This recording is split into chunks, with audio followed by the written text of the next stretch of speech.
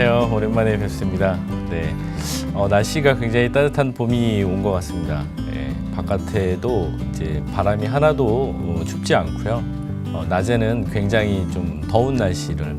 그래서 저도 오늘 처음으로 여기 그 스튜디오 오면서 에어컨을 좀 이렇게 틀고 왔던 것 같습니다. 본격적으로 시장이 더워지는 것 같고요. 부동산 시장도 이미 봄을 반증하듯이 한 4주 전부터 좀 바닥을 좀 차리기 시작을 했습니다. 물론 이제 최근에는 거래가 굉장히 많이 급감해서 여기저기로 이제 이사를 많이 못 가는 그러한 경우들이 많이 발생하곤 하는데, 그래도 시장은 바닥을 확인하고 재건축들은 한 4주째 가격이 조금씩 반등을 하고 있고요.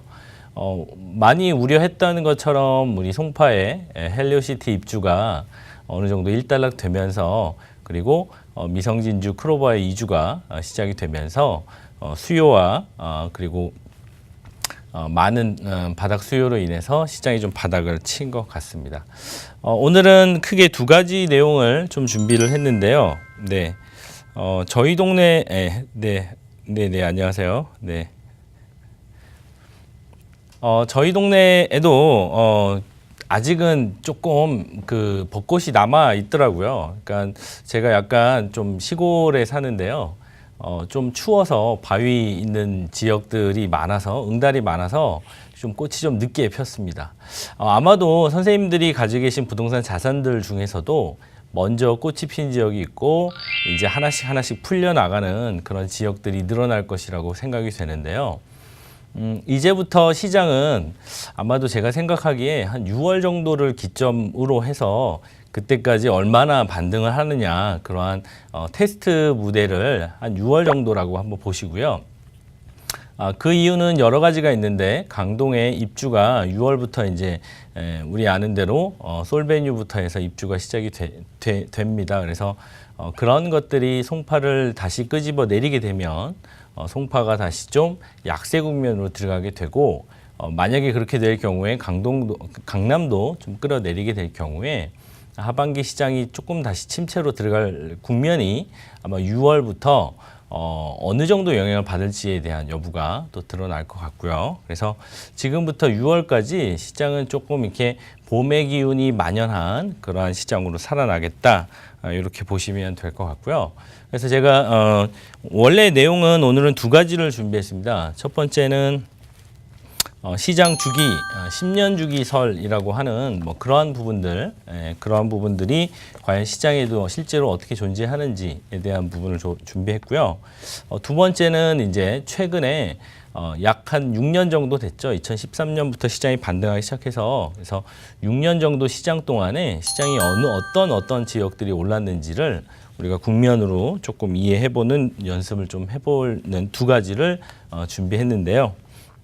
그보다 앞서 최근에 반등한 재건축 시장들의 차트를 잠깐 보면서 향후 어떻게 될지를 좀 우리가 약간 예상해보는 시간을 좀 가져보면 좋을 것 같아가지고요. 그래서 재건축 지역에 대한 아파트 단지 차트를 두 개를 갖고 나와봤습니다. 한번 보고 가보도록 하겠습니다.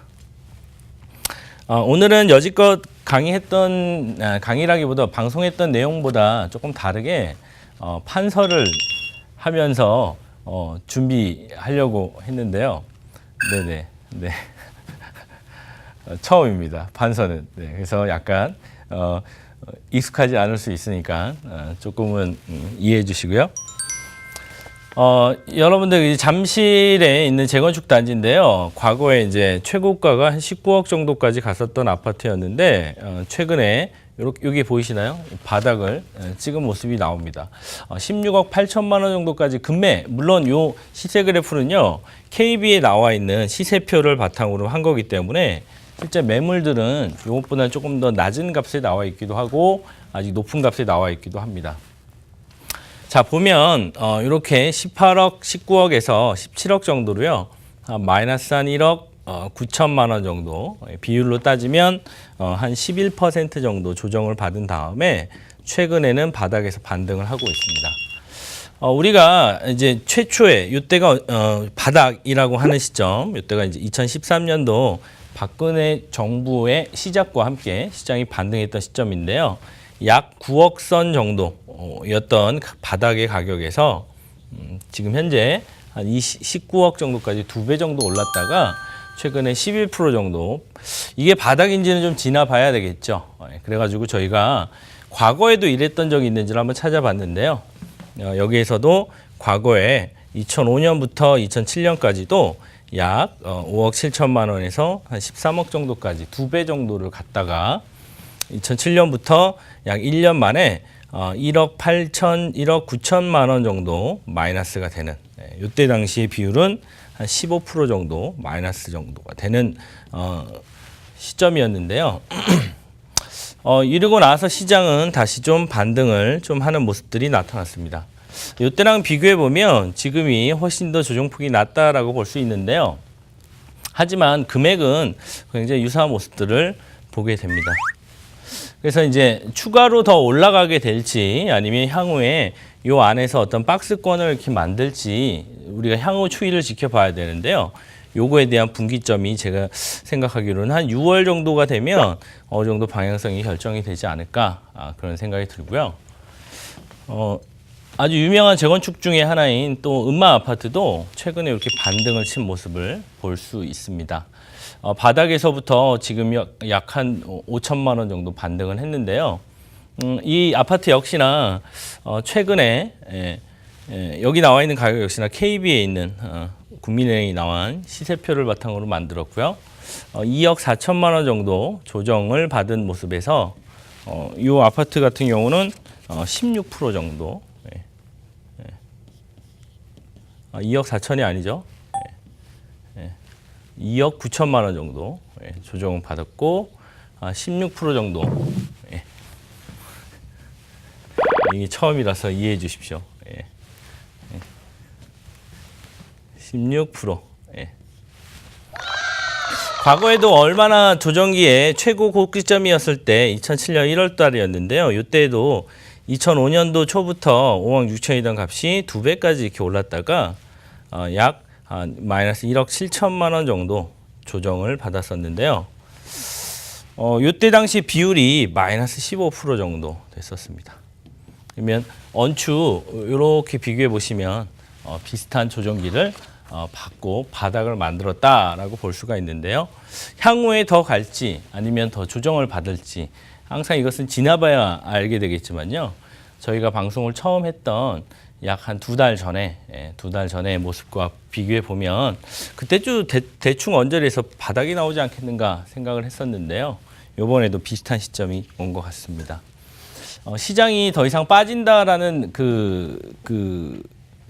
바닥이 왔다라는 그런 시점이 되고 나면 이제 사람들은 많이 빠진 물건들 위주로 하나씩 둘씩 사기 시작을 할 텐데요. 그러다 보면 더 이상 빠지지 않는다라는 소식이 나왔을 때 이 소식이 벚꽃처럼요.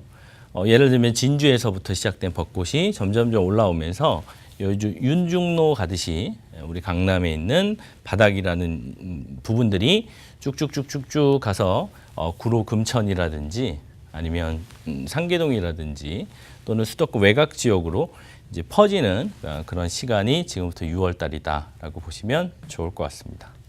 네. 우리가 이제 그래프로 이렇게 보니까 조금 많이 다른데요. 네. 네. 깔끔하고 좋다고요. 네.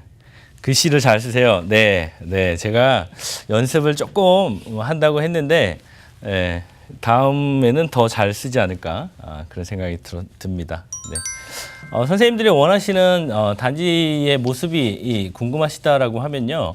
물론 이제 부동산은 현장과 시장과 그리고 주거의 상품이기 때문에 현장을 충분히 고려해 봐야 되는데요. 또 요즘에는 이제 점점 더 이렇게 시세가 얼만큼 이동해 왔는지 과거랑 또 어떤 패턴이 있는지 이런 것들도 한 번쯤은 더 확인해 봐야 되지 않을까 그런 생각이 들었습니다. 오늘 제가 준비한 내용은 우리가 이런 과거에는 그냥 여기만 올랐다라는 그런 부분들을 우리가 전체를 좀 보기가 어려웠었는데요.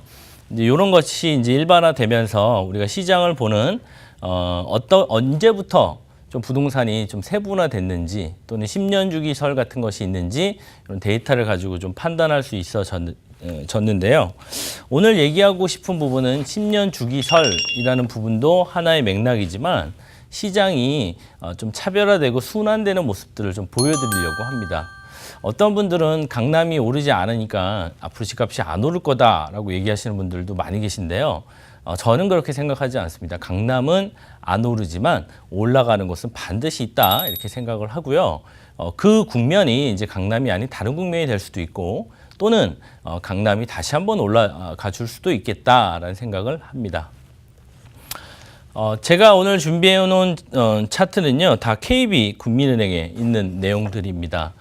서울과 강남, 그리고 부산, 대구, 대전에 과거 86년도 주택은행 때부터 조사했던 지수를 이렇게 한꺼번에 모아서 봤는데요. 여러분들이 보시는 까만색, 예. 네, 질문이 좀 들어왔네요. 네. 용산은 지금 많이 오른 건가요? 그러니까 우리가 많이 올랐다라는 그 기준이 어떠한 평균을 보고 할 것인지 아니면 개별 단지를 보고 할 것인지에 따라 조금 다른데요. 용산에도 최근에 한남 뉴타운이 굉장히 많이 치고 가는 모습들이 많이 나오고 있습니다.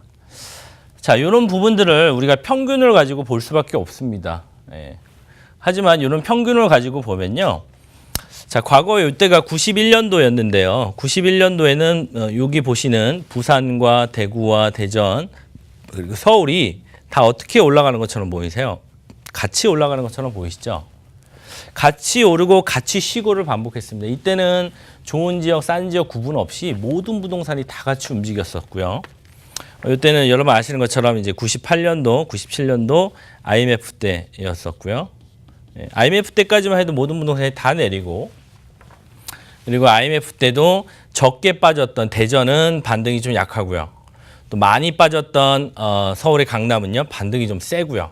이런 식으로 어느 선까지는 같이 회복하다가 요 선을 사이에 두고 2005년도라는 이 시점을 사이에 두고 여기 보시면 깜장색, 빨간색은 굉장히 많이 올라가는 모습이 나오는 반면에